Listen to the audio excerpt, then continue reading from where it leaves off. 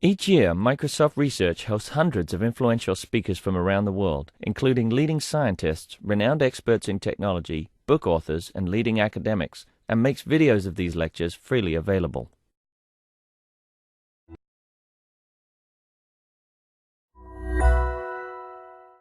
So my name is Ed Cutrell. I manage the Technology for Emerging Markets group at Microsoft Research in India, in Bangalore.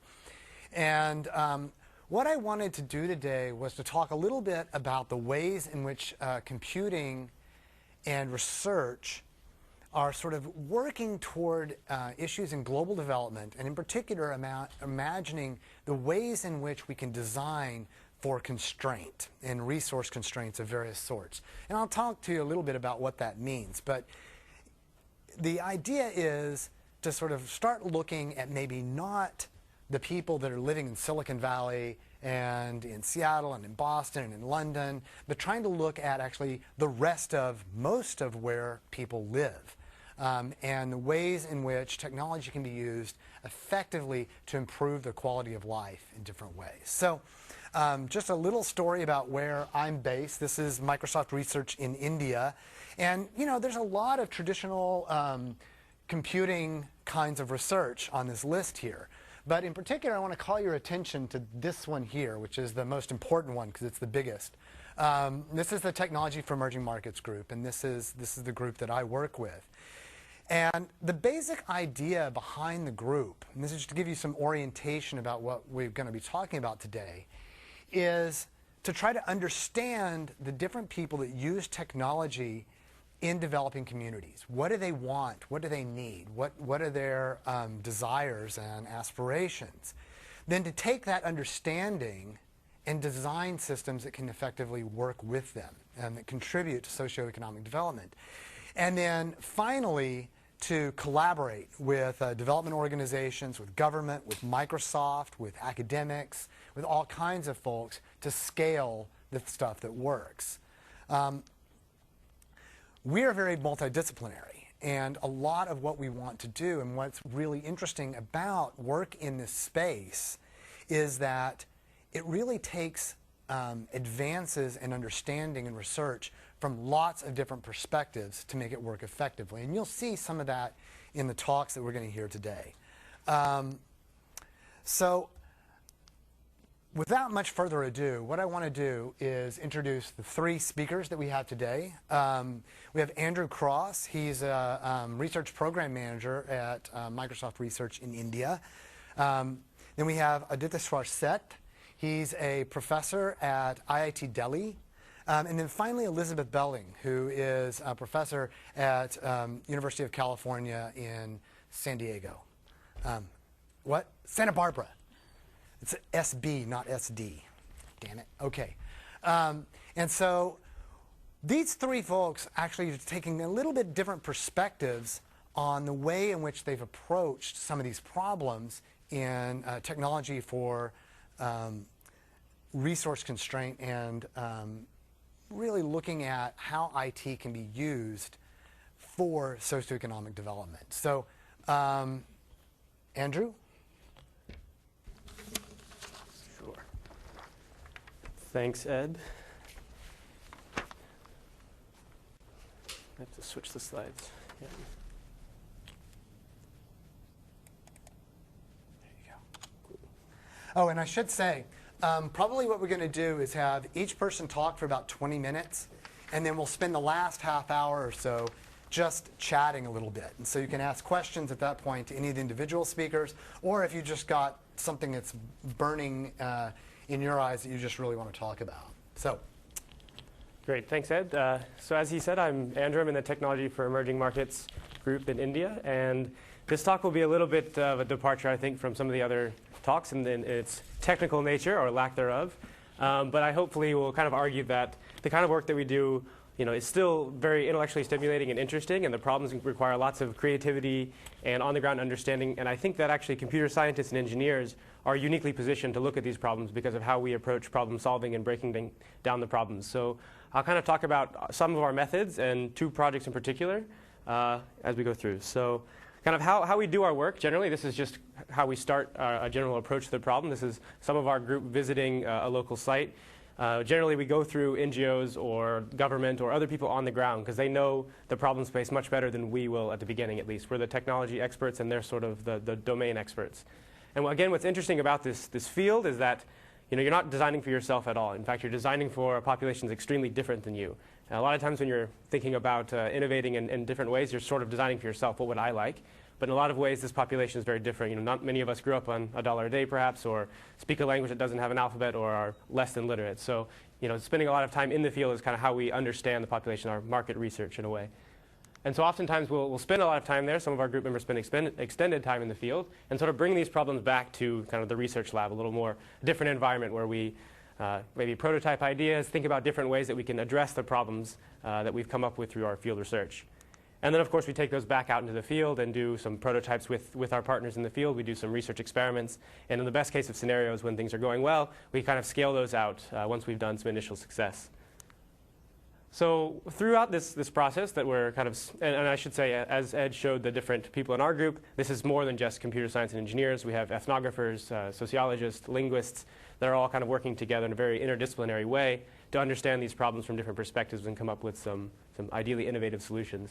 So one of the themes that we continually see working out in the field is that devices are scarce. And by devices, I mean, there are mobile phone penetration is becoming increasingly common, even in very remote places. But these are, again, our dumb phones, or not all the capabilities that a lot of other phones have. There are not a lot of computers. And when you do, it's one for maybe 100 people as opposed to individual computing devices. So special purpose devices are scarce. But what we find is that other resources are more plentiful, like paper, which is just something that maybe is not intuitive, but there are other resources that are extremely common in these places, and they're easily sourced and easily replaced, and paper is one of them. So again, the theme is a bit different. How can we use these existing resources with some technological innovations in the back end to replace some of these special purpose devices? So one problem space you might think of is engaging students or engaging an audience that any professor, teacher, or speaker will have faced at some point. That how do I kind of gauge the audience? Right now I'm talking to you, but how do I get information back from you and keep you engaged throughout? I can tailor my talk or my lecture based on what you already know. So one kind of example, special purpose device that's been used in certain contexts is something called clickers, which if you haven't seen, is basically an individual electronic device where I can ask a multiple choice question, you can respond in one way, and I can have some feedback, kind of the pulse of the room. These are a little bit outdated now, but you might have a smartphone app that does the exact same thing. But again, what it requires is that everyone in the room has an active electronic device that requires power, and first of all, you have to own one, which isn't always common, and then other things like battery changing and all that. And these have been shown in these developed contexts where they have been deployed to have education and pedagogical benefits to the classroom. So these are great devices, but of course the downside is they're very expensive, something like $30 a piece. So it's not ideal for most environments. So again, thinking, well, we have paper. What can you do with paper? Well, this is one of the projects that we've worked on, which I'll show, is actually the idea behind the clicker is how can I get real-time feedback from you? So something that we developed is called cue cards. It's basically this, just paper with a machine-readable code on the front. So it's unique for every person in the audience. So every person here might have a different card, and I can ask the same exact thing, a multiple choice question, and you could respond by rotating it in 4 different ways. So every person's card is unique, so I know exactly how you've responded. I get the same feedback, and I either have a webcam or one single smartphone at the front of the room scanning the audience. So again, I can get your pulse on a question that I've asked in real time, but at drastically lower cost. All you have is this paper here, which if it gets lost, stolen, torn, you can just print off another one fairly easily. So it also has some other interesting aspects. One, it's anonymous. Other people don't know how you responded, so maybe you're more comfortable answering. And so we've deployed this in various scenarios with some schools here. So another domain is improving medication adherence. So I don't have to explain too much why that's very important. In some disease states, of course, it's very important. Tuberculosis is the one I'll talk about. But one design that's come out in again, certain contexts is these electronic pillboxes, which can do many things. First of all, when you open them, there's an electronic pulse that's sent that basically says, I've taken my pill for the day. You can also have reminders. It can glow a light to remind you to take your medication, all these sort of other interventions to help you ensure you take your medication. And these, again, in these clinical trials have shown demonstrated improved adherence. But of course, again, they come with a cost. These are like $100 a piece. So not exactly practical for a lot of places around the world. So the next project I'll talk about in a little more detail is another paper-based intervention that uses technology to kind of replace this, which is basically a paper envelope, which I'll also show here. So a lot of these medications come in these blister strips in other places, not so much in the US, but in Europe and India in particular. So we've made these custom envelopes, which again is just a paper envelope that wraps the medication. So when a patient dispenses the medication, like in the bottom left here, the pills break through these perforated flaps on the back of the envelope, which reveal a hidden number. And that number is not predictable to patients before they've taken their pills. And they can report that number to us using a free call. So again, they do have access, most people, at least access to a simple dumb phone. So they can send that to us. In this case, they're filling in the last 4 digits with the 4 that they found under their pills. In this particular regimen, you take 4 pills. So again, we have a real-time way of knowing that they've taken their medication. We can do the exact same things, send reminders, have other incentives or counseling encouragement based on this real-time information if a patient has taken their pills. But the only electronic they need is the phone, which they're already kind of intrinsically motivated to have, keep charged, keep topped up. They use it for other reasons, so now we can do the same kind of tracking that these special purpose devices do at drastically lower costs. So I'll speak a little bit more about this project and kind of where we are with it and how we're scaling that up. So I mean, adherence is a big problem, not just in emerging markets, all around the world. Patients either are taking too many drugs or not the right drugs, they don't finish a course. And this has much drastic consequences in certain diseases. Obviously, you always want to take your medication to recover and not have side effects from the drugs. But in TB, which is a bacterial infection, if you start the course of treatment but don't finish, then you could develop drug-resistant strains of disease. So right now, we have very good drugs for first-line tuberculosis. They're low cost and effective. But for other extensively drug-resistant forms of disease, for new strains, we don't have drugs. And for the more common ones, it's a much longer regimen, involves injections, they're much more expensive. So as everyone probably saw with the Ebola outbreak recently, that if some of these drug-resistant strains kind of break out, especially in a dense population like India, you have a very real global threat. So beyond just feeling better, we have a real motivation to kind of prevent this situation from happening. So there's a lot of reasons why people may not take their medication. It's not just a memory thing. People may forget. There are side effects. But in a lot of cases, it's kind of an educational thing, that this is a 6-month course for tuberculosis, and you start to feel better after the first month. So a lot of people think, well, I felt better after a month. Why do I need to keep taking drugs? So it's really a long-term conversation with people to make sure they finish their full 6 months. But in response to this problem of non-adherence, the WHO and the Indian government have kind of embraced this model called directly observed therapy, DOTS, which requires that patients come into a center to take their drugs. The only way to get free drugs is to visit the center across the 6 months, 3 times a week for the first 2 months, once a week for the last 4, which is a huge burden, obviously, loss of work, you're traveling, kind of a stigma against it, you're in a hospital a lot of the day. But that's the only way that they've really at least advocated how you can prevent people from dropping off their medication. So kind of our solution, as I said, we've got these custom envelopes. In this different course, you take 3 a day. So once you've taken your pills, you have this number that you can find, and you send the call. And again, there's a lot of kind of creativity and understanding for this solution. You have to understand the population. This might be non-literate population. This has to work in India, which has more languages than I could even list. It also has to work for populations in remote areas. So again, you're designing for a very different situation. And so kind of there's a built-in system around it. First, we can send you a reminder. That can be a message. That can be an audio voice. We've thought of other experiments. Maybe that's your doctor's voice. Maybe that's your mother's voice or your spouse's voice. Just other ways to kind of keep you invested. Then you send the call. Then the higher level is, again, these treatment programs, which could be a hospital, it could be a government-run program. They're monitoring these patients.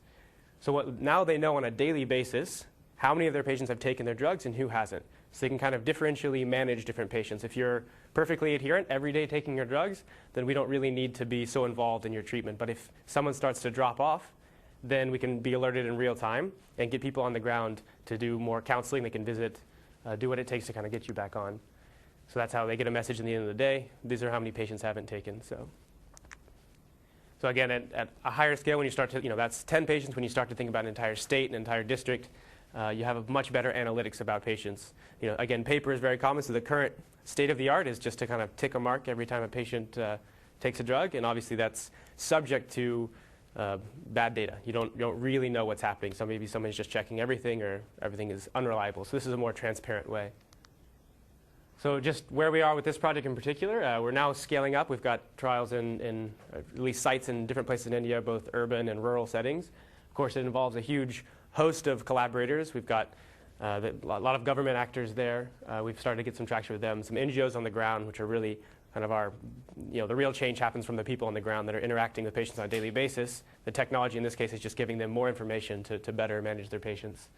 And then there are some big funders that also help that. And of course, we're doing research, just what seems like a very simple thing. The layout of this envelope has gone through several iterations, the right way to do this in a low-cost way, working also with the drug manufacturers to integrate this into their process. We've done lots of qualitative interviews with patients to understand, what are the right attitudes. We don't want this to be, big brother looking over your shoulder, have you taken your medicine? It's more about a kind of an engagement, a conversation. And a lot of patients in this circumstance actually really enjoy the extra kind of push that somebody actually cares. You go to a hospital and stand in line for 3 hours with 100 other people, get your drugs and go. But now somebody's actually following up with me. Like, would I do my homework if no one graded it? So in this case, you're sort of doing your daily duty to yourself and your health, and somebody's saying, great job, you've done it today. So I guess the general theme, this was one particular project, and I should have mentioned the first project will actually be there tomorrow if anyone's interested in seeing more. But kind of this notion of, in traditional computer science, you're optimizing for something. It's efficiency, it's speed. Maybe it's for more luxurious items. It's optimizing for something. And a lot of these projects we're optimizing the same way. It's just for cost and the environment. So you're doing a different kind of market research, understanding who your different customer is. It involves a lot of participatory design, which I think we'll hear about in the other talks as well. But spending a lot of time in the community because you sort of can't trust your intuitions at first. You're designing for such a different population that, over time you start to understand better, but it involves lots of collaboration with ethnographers and other people, anthropologists on the ground. And then, of course, using existing infrastructure. That we've got these special purpose devices that have shown demonstrated benefits in various contexts around the world, but how can we use what's already existing in some of these other parts of the world where cost is a big factor? How can we use other existing resources to have the same benefits? Just kind of a thought to leave you with. I showed you 2 devices. One was the audience response. One was medication adherence electronic pill boxes. With the explosion of the IoT devices, smartwatches and everything, you've got a lot of these special purpose devices coming online that are each going to be out of reach price-wise for much of the world. So what else can we use that's existing infrastructure, existing devices to have the same demonstrated benefits? So that's it for me. I think we'll turn it over and do questions at the end. Yeah. Thanks.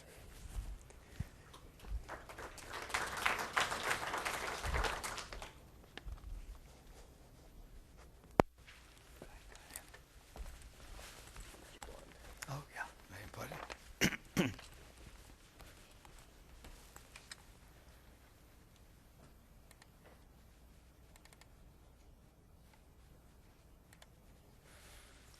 Great. Good afternoon, everybody.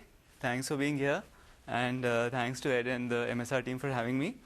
My name is Adi. I wear 2 hats. I teach at IIT Delhi in the computer science department. And I also run a startup called Gramvani. And just like what, taking off from where Andrew left, right, we sort of saw the importance of participatory design and how to design innovations in a very frugal manner and how we can use paper and all sorts of all these other things. So I'm actually going to take it a bit beyond that.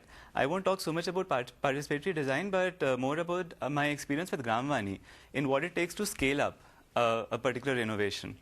And one of the key messages, basically, I want to leave you off with, which I'll state up front, is that what we found was that the technology actually plays is just a one part to the one piece to the big jigsaw.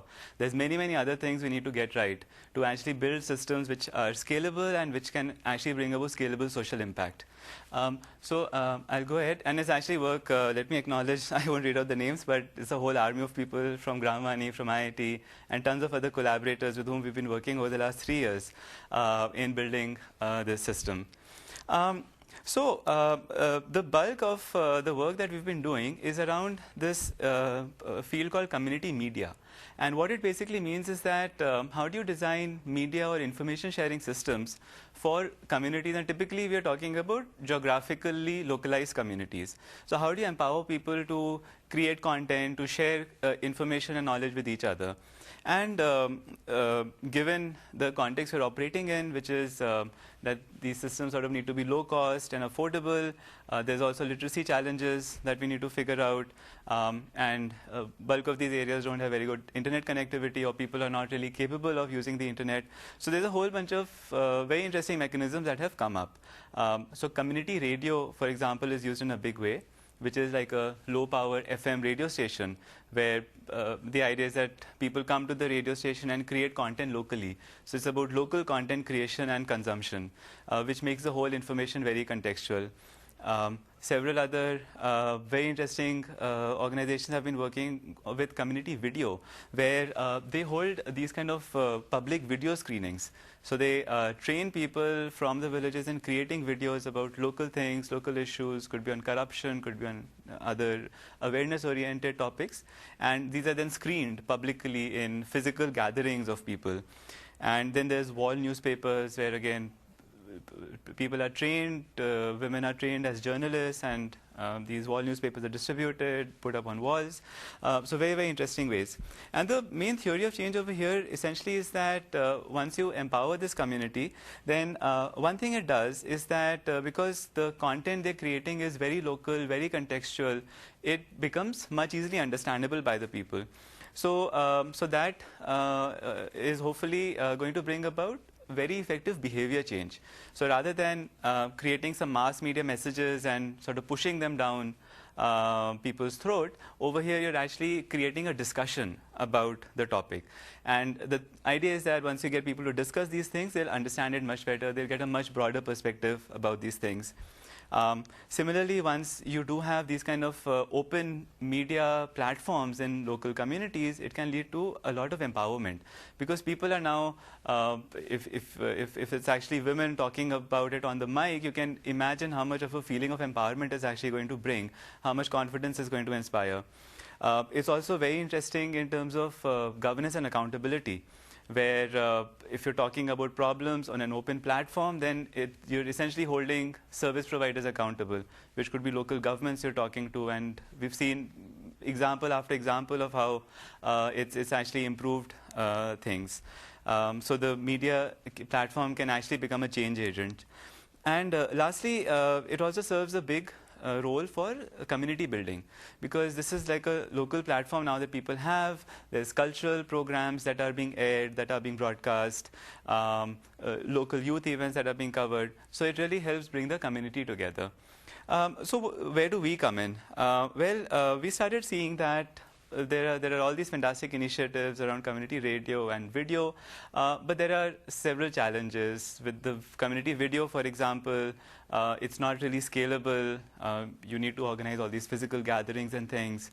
With community radio, similarly, there are other challenges, that the geographical range is limited. But we've seen that mobile phone penetration has increased, and it's there pretty much everywhere. Every household has a phone, even in remote rural areas. So we started seeing that how can we actually use mobile phones in these sort of low literacy environments. And this is not the only project, but several other projects, including a very interesting project from Microsoft Research itself called CGNet Swara. So together we've actually we found sort of like a silver bullet in some sense of enabling communication using phones by bringing up IVR systems, interactive voice response systems.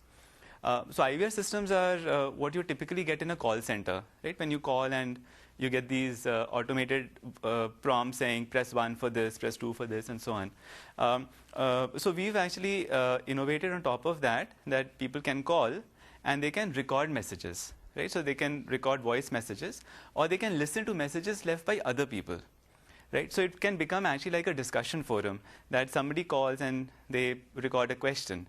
Let's say on agriculture, some other person calls, they can listen to these questions and they can help answer these questions, right? So it can serve as a means of information sharing locally.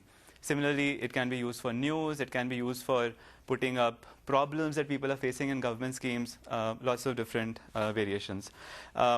So the way the whole system actually works is that there's an IVR system where people are calling and recording messages and listening to messages. At the back end, we have really an army sort of content moderators who are sitting and listening to each of these messages that people have recorded. And they figure out which messages to publish, which ones to reject. So the message essentially goes through an editorial filtering process, which partly we need to do because it's in voice. So we can't automatically sort of process it. And partly also to make sure that no bad information or messages are going out.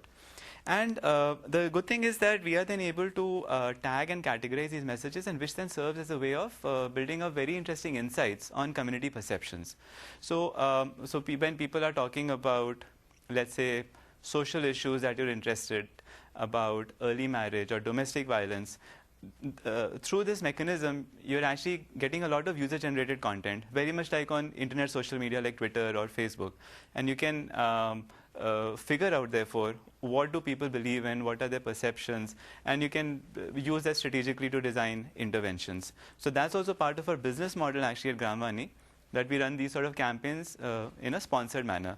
So somebody pays us to run these campaigns, and we then analyze and push the data back to the providers. So this system has actually been working, it's got a lot of traction. Currently we get over 10,000 calls a day on the system. People spend almost 8 minutes on average browsing around, listening to messages, leaving messages. And like I said, local news is a big component over here. Agriculture and health information is another big component. Governance and accountability is also has a big role, where people are actually leaving messages on corruption in government schemes or problems they're facing, not getting paid in time, schools not opening in time, and the system has helped up bring many of these issues to redressal. What are the key points actually, though? What I'll go now deeper into is actually talking not so much about the technology itself, but about many other things that you need to get right, and which has actually been pretty much like unpeeling an onion, and just like unpeeling onions makes you cry, it's literally been like that. It's actually been a very, very hard job. So technology design, of course, things like what Andrew has also spoken about. There's very, very interesting challenges that how do you actually design solutions, how do you build technology architectures, how do you think about usability. In our case, there's also a lot of scope for machine learning and things. So I won't touch so much into that. But one of the first topics I'll go a little bit deeper into is that how do we actually inform people in the first place that such a system actually exists, right? Because these are actually media dark areas, so which means that we can't use television or newspapers or those sort of things to advertise, and therefore we have to rely on offline mechanisms. So the way, and again, this has to be done in a scalable way. So what we started doing was that we started working very closely with local NGOs and local organizations, and through them we started identifying volunteers in the field. And these volunteers, we said that we also would give you financial incentives, which would be pegged to the call volume that you're able to generate from your region. So that worked quite well. And these volunteers, they did things like wall paintings, like the ones you see here. They organize workshops, they distribute pamphlets. So very exciting. Partly, we ran into issues with scalability because we had to engage directly with each volunteer. And then we actually came up with a nice idea that we started forming volunteer clubs, where we put groups of 10 volunteers into a club. And this was phenomenal because it actually shared the responsibility. That in case some volunteers were slacking, the other volunteers in the club could pull them up. And it also brought in a strong feeling of ownership, because with each club, we gave them their own local system, which they could publicize. They could use it for whatever purposes they wanted. Could be news, could be women-related issues. And that was very, very interesting. If you go a bit deeper into analyzing the cost of user acquisition that we were seeing, again, very, very interesting insights that we got, that in some sense, we figured out the killer application, that local news at the district level is what works. We also know what sort of volunteers to recruit. And these volunteers are on the left over here, where the cost per user acquisition is very low. On the other hand, if we look at clubs where the cost of user acquisition is higher, based on the financial incentives you're paying, then very interestingly, these are actually women-led clubs. And we're seeing that these are inequalities which are very deeply embedded in society, that women, for example, they don't have as regular access to the mobile phones. The phones are owned by their husbands, so they only have access when the husband comes back from work, for example, or the movement of women is restricted, so it's not very easy for them to go out and tell other people about the system. So it's very interesting that we're seeing that although the work that the women are doing is very, very intensive and they're very dedicated, but the cost and the rate, the growth rate of these clubs has been hard. In between, there are all sorts of, there's a range, which typically depends on how dedicated the volunteers are and those sort of things. So also raises some interesting philosophical questions for us that from a typical user acquisition standpoint, we know how to grow, but if you really want to think about going and bringing a women onto the platform, then it's more expensive, and how should we go about financing those kind of things. Yet another very interesting aspect is in terms of user training, because the users we're reaching out to, many of them are first-time users of any sort of automated information technology, right? So the very fact that they're actually calling into a system and they're not speaking to a person at the other end, but it's actually a machine that's talking to them, that itself is alien. So in a separate experiment, we saw that we were using a radio station to broadcast instructions on how to use IVR systems. But even with repeat usage, only about 60% of the people were able to use the IVR properly. And but only when we did some training over the phone or in-person demos, that's what improved the user rates. So this is another way in which this whole offline model that we've developed has been very useful. That we're actually now even more than 80% of users that within 3 calls, they're able to figure out how to record messages, and those messages actually get published onto the system. So one key message basically I wanted to outline with this discussion was the need for offline mechanisms and user training and user acquisition, which is very, very important and which is completely non-technical that we need. Another aspect we wanted to go a bit deeper into is content. That how do we figure out what content do people want, and how do we mold all of that?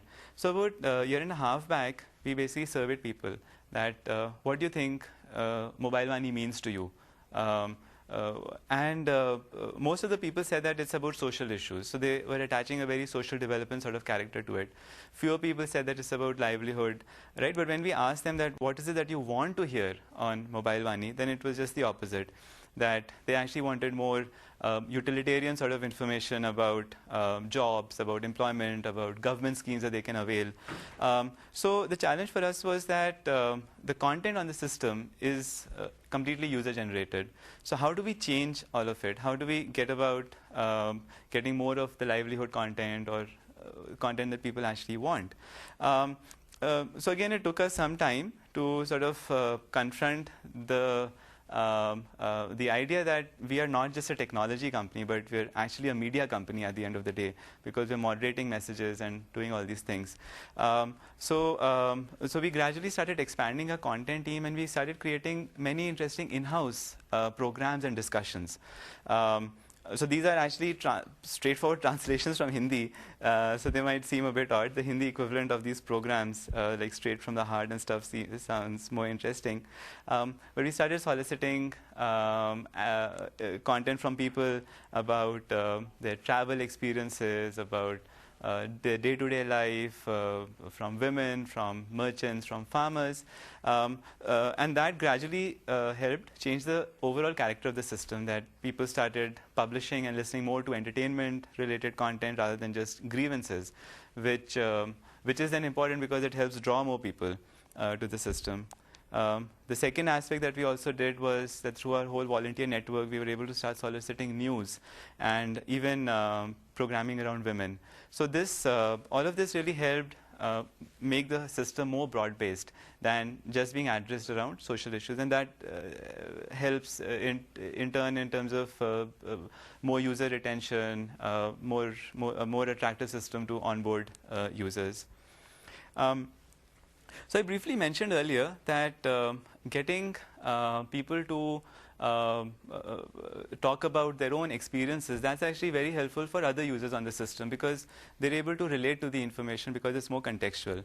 So we've had several such stories. So things like a youth who listens to a program on early marriage or some story that somebody else has left, that when I married early, I got too many responsibilities and I had to give up my school and I had to take up jobs. So once people hear such stories, it actually motivates them for behavior change. So another challenge for us was that how do we systematize this? That how do we actually make this whole idea of contextualizing information as a process which we can replicate for whatever sort of aspect we might be interested in, be it early marriage or any sort of other social issue on which we want to create discussions. So over here, the size of the bubble that you see is in some sense proportional to the amount of content that was generated during a particular campaign on an issue. And the x-axis has content quality. So over time, we've done several such campaigns, and we've had some interesting findings that some of these campaigns, like the ones marked as Sesame or this long acronym which stands for a program centered around a girl who's grown up in a village and gets a job in a city and so on. So these were actually canned content, programs developed for radio broadcast, and which we played out on our forum, and we were essentially using it to anchor questions around these episodes that what do you think this character should have done, or can you report some stories around what you've seen happening to this character in this TV serial or radio serial. So that did not resonate so well with the people. A similar program that we actually created in-house, where we actually did recordings by actually bringing voices from the community itself, that resonated much better. So very similarly, the way we run most of these campaigns is that we would start putting up some facts to the people, right? Facts about medicine price hike or child sex abuse, and get people to give their own stories. So these things have been way more successful. Another aspect we worked on was through a game where we would put up a case study and ask people what they thought about it, and only when they answered that question, not in terms of whether the answer was right or wrong, but just the fact of answering, then we would move to the next question. So we're doing these sort of different experimenting with these different formats which around information contextualization, and we're now also figuring out what sort of impact is being created in terms of improvement in awareness. But it's very interesting that how do we actually make this into a replicable process. So I'm sorry I'm out of time. So in very quickly, I'm also going to touch upon another key aspect that while there is so much activity on the forum in terms of content being published and people putting out stories and learning from each other, can we also translate it into some actual change happening on the ground? And specifically in terms of improvement in governance and accountability. So some aspects we've seen is that if we are empowering our volunteers to actually take up issues directly with the government department, very often that works because there's a fear of escalation, that these stories are going onto a public forum, onto a voice newspaper or a voice media of sorts, and that's helped. We've also tried some other things where we've actually had formal partnerships with government departments, where we've written actual letters that so-and-so person has reported this problem and we verified it, and here's a complaint that we're formally filing with you. And there are, of course, scalability issues, and the key challenge lies in sort of merging both these models together, the volunteer model with this institutionalized sort of a model. In some areas, we've also played around with working together with the political system by doing something like a report card for local politicians, that how are problems in two different colonies juxtaposed against each other, and redressal rates. We've also done some work with the administration by linking it up with performance management. I won't go into the details, but basically the key points I wanted to leave you with was that Other than the technology design, there's many other aspects which need to be brought in. Creating institutionalized structures and building community ownership is one key element that's required. Figuring out formats for information contextualization that can create behavior change, that's another very interesting thing. And lastly, how do we figure out how to work the system, really? So I'll stop with this. And for the unsolved problem of financial sustainability and how do we make money, that's yet another long talk. Thanks.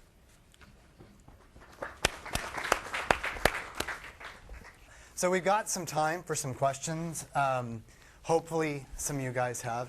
I mean, one of the things I think that Elizabeth's talk did really nicely here was also illustrate that this isn't just about global populations, it's about marginalized populations all over the place. You know, and whether it's Native Americans around here, people in inner cities for that matter, and then the populations in moving populations of people Displaced from war, persons. displaced persons, et cetera. And they all have their own unique needs and their own context. And I think that all of you guys brought this up about how important it is to understand what the needs of the people are. And you collected all that great data in the network area so you can start to understand what do people need about the internet and how do we then answer that question. I think that's true for all of you guys. And so any questions for any of this cool stuff? Anybody? Yes. Wait till the mic to run to you, because I think they're recording all this. I'll stand over here, and you guys.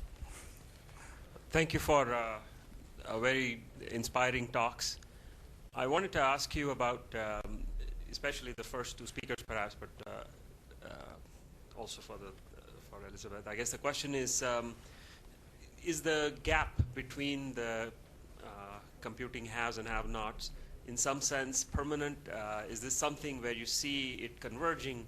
So, I mean, if we think about it in terms of a research program, that we might launch in order to handle this, I mean, it could be the case that this is a short-term phenomena that, in just 5 years or so, things may change. So, for example, cell phones in India, there used to be a time when that wasn't as commonly available. Now it just seems like everybody has a cell phone. And so is a similar phenomenon going to happen with computing power and so forth, so that we may not necessarily think of it as a long-term research problem? Sure. Well, definitely mobile phone coverage is obviously, in places that didn't have 10 years ago they are, but I'd still say that there's still a huge gap between kind of the mobile experience, even the internet experience, which kind of Elizabeth touched on. That just the fact that you have a phone in a place you didn't have before doesn't mean that any gap is really closed. You're still trailing way behind kind of the front runners as far as bandwidth goes, coverage goes, just the whole experience. And certainly, not just another field, kind of speech recognition. Obviously, it's come a long way in certain languages, but then there's whole swaths of languages that we have no data for. And a lot of these services that kind of rely on that will trail us for a long time, as long as we don't have the data to really catch up. So even though there are changes happening, I wouldn't say they're really converging. I'd say that there's still a huge gap between, and that'll continue because we've got this long trajectory in both fields, that there'll still remain a gap and an interesting research problem for a while. I don't know if you have additional. Yeah, no, I mean, I sort of just wanted to build up on that the point so much is not about whether using technology A is the solution as of now and tomorrow whether it will be technology B, but sort of the broader point is that the contexts are different when we're talking about these different populations that we're working with. So the applications need to be designed keeping that context in mind. The technology, depending on whatever technology is cheaper at that point or more appropriate at that point, those need to be looked at. So the point is that the broader problems are likely to persist, right? The broader problems which will require design thinking to solve, which will require user training to figure out how to train the users, and which will require just a much better understanding of the needs of these users. Those sort of things are going to persist. Actually, I think this gets back to this question about research programs. Because, I mean, I think that problems like this are really good examples of that there's some really hard problems that we don't have answers to yet, and that actually are exactly what people like you can be looking at. It's just that not knowing that these problems exist is actually, I think, a key piece of it, is in then starting to be able to target them. But I think that there's a lot of really hard technical problems that remain for research to be done, and it's not going to go away in the next 5-10 years. These are real serious issues. Yeah. Other questions? Come on, yes.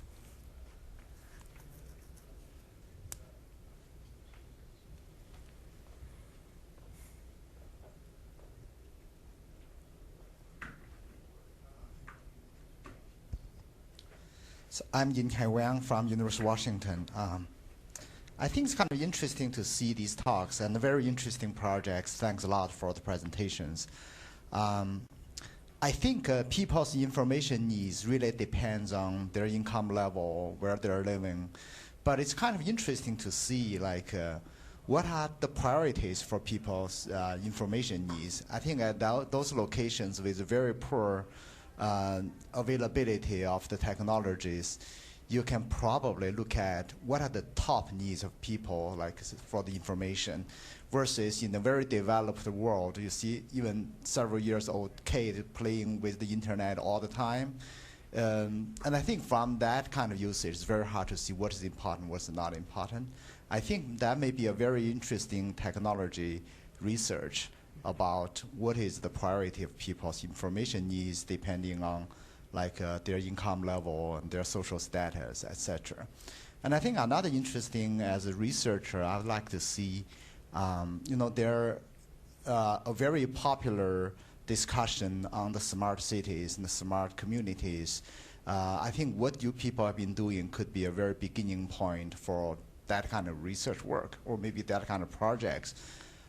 Certainly, I think when everybody talks about smart cities, they are referring to different things depending on where they are, right? So their target and their availability of funding for doing these things. But to me, I think to make our work scalable, or maybe being able to be copied to more places, there should be some kind of a common structure or framework to be extracted from these very interesting pilot research work. I wonder if you guys have also been looking at these things and what you can share with us about the potential theoretical framework that could be useful for the smart cities. Any comments? It's definitely a good, thought-provoking. We haven't really looked too much at that. But as far as the first comment, I guess, on people's motivations, what they're actually finding, I mean, this came up in all of these presentations. In Adi's work with these voice systems, we've done some work on these systems that started out as just information dispersal or political grievance and things, and what it turns into is like a American Idol. A lot of people just want to sing entertainment, just have their voice heard. As kind of you feel like, well, maybe people are coming for education or information, but it's actually just entertainment or having their voice heard, which is always interesting. You design it for one thing, and then you find out that people actually want something else, so maybe you should redesign it for that purpose. But this gets to the point of actually paying attention to what they want. Right. And this is actually, understanding the context. A lot of times, development work is very sort of patronizing in a lot of ways, where it's, we think you need this. It's all about education, it's all about income or whatever. And often they want just what everybody else wants. It's Facebook. It's communicating with other people. It's entertainment. It's watching a football game. It's, but they just don't have that access. And when they have the access, they're just the same as a lot of other people. Now, there are additional needs that they have, and there are coping mechanisms for the constraints that they have, and the fact that, Facebook doesn't work very well over a 1 megabit per second connection, stuff like that. But I think you would find that in a lot of ways they're just people, just with other constraints. Yeah. Anything else? Yes.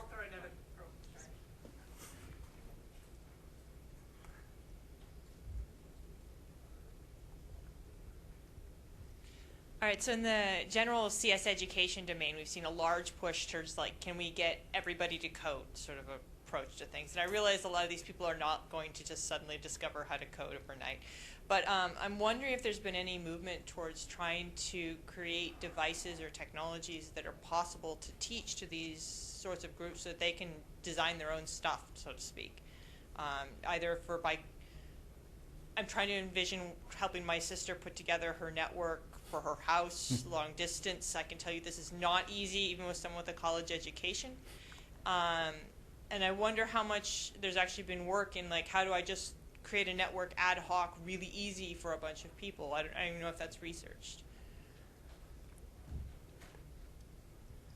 Well, one thing I can say for that last question, I'm going to defer to somebody over here. But in terms of like programming and this kind of stuff, I mean, there has been some work on this. I'm going to tout something that's been going on here at MSR for a little while called Touch Develop. And the idea behind this is a system that allows you to do some basic programming with a smartphone. And so the idea is that you don't need a big IDE, you don't need a computer, you don't need because for a lot of these folks, the only computer they're likely to ever see in the near term is a phone. And so then the question was, can we design something that actually can do basic programming tasks, understand logic, do some basic programming with just a phone? And they've done a pretty cool job. So I would suggest you check that out as well. Does that extend to designing an ad hoc network? And I don't think so.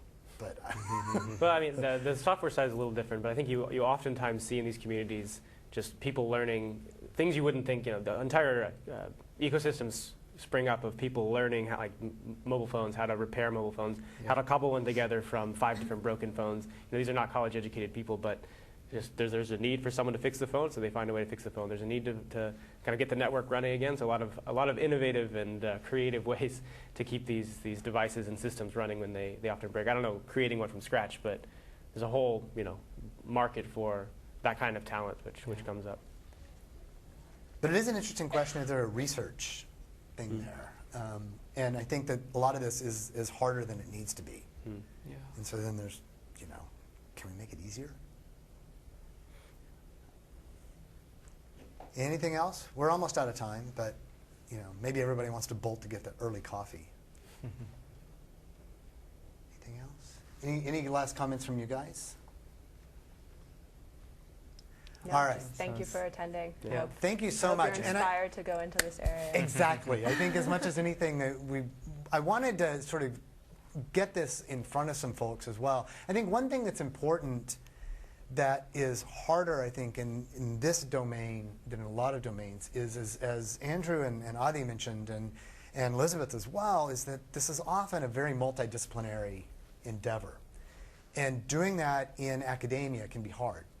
Yeah. You have to span these departments, you have to get different peoples and different sort of epistemological ways of thinking lined up. And it's tough, but often, in my experience, the really cool stuff happens at that overlap whenever you get those conversations happening. So I would urge you to sort of try to reach out to some folks in other departments, see where it goes. This is actually really rewarding, and it's super cool stuff. There's lots of low-hanging fruit. You just have to know where to look. Yeah, and it's fun at the end of the day, right? Absolutely. Working with real people and putting things out in the field. All right. Let's give our panelists a final round of applause. Thanks. Thank you.